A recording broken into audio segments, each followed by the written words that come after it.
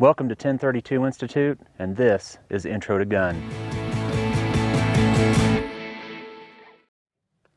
This first video is firearm safety. Everything starts with safety. I mean, you go to take anything CDL or driving or anything, you're talking about safety, and firearms is the same.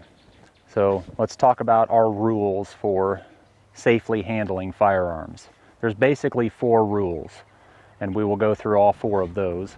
And first, I have a Glock 48 that I'll be demonstrating a little bit on. I have dummy rounds in here, if you can see that. That little plastic piece is inert rounds, and I'll have a link in the description down there so you know what they are and how to use them. And then there's nothing in the chamber.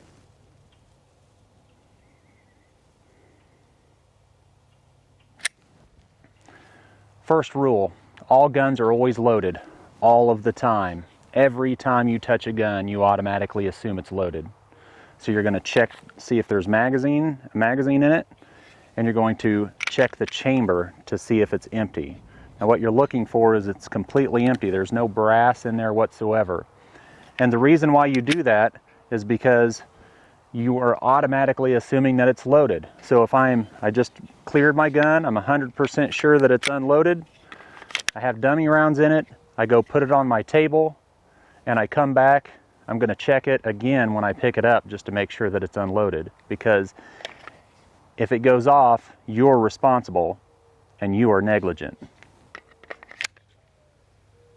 Also, if you go out to buy a gun and you're at a gun store, you're going to handle the firearm to make sure that it, fits your grip and you like it and you like the sight alignment and that sort of thing.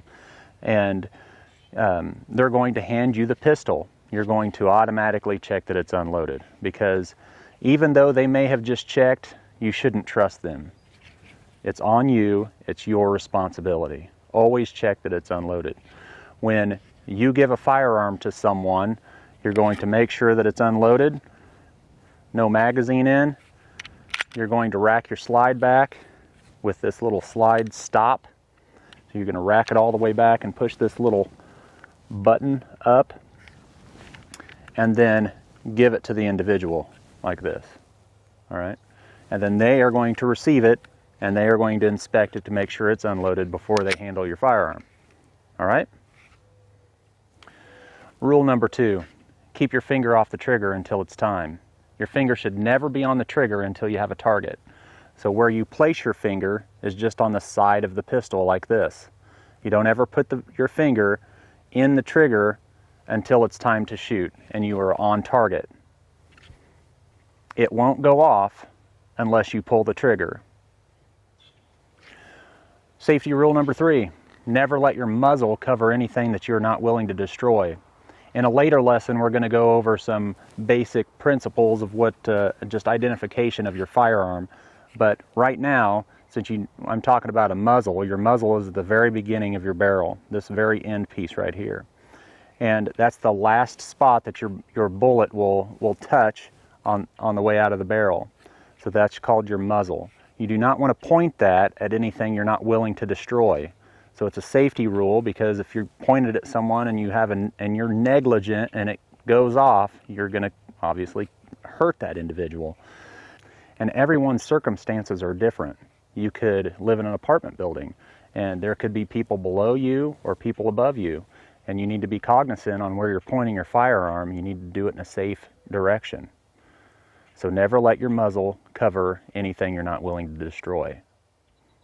Our last rule, which is safety rule number 4, is know your target and what is beyond your target. So more than likely you're going to be shooting paper or steel, and so you know your target. But what is beyond your target is a whole nother story. You could be shooting in a farm and there could be miles of field.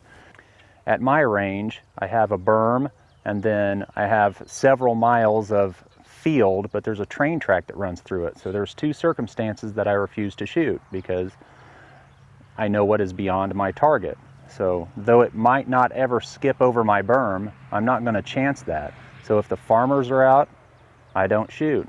If there's a train coming through, I don't shoot. Even though they might be miles away, I would be negligent if anything were to happen to them. If you don't learn anything from this, take this. Keep your finger off the trigger. Keep your damn finger off the trigger, and keep your damn finger off the damn trigger. This is 1032 Institute. Thanks for watching. Go have fun.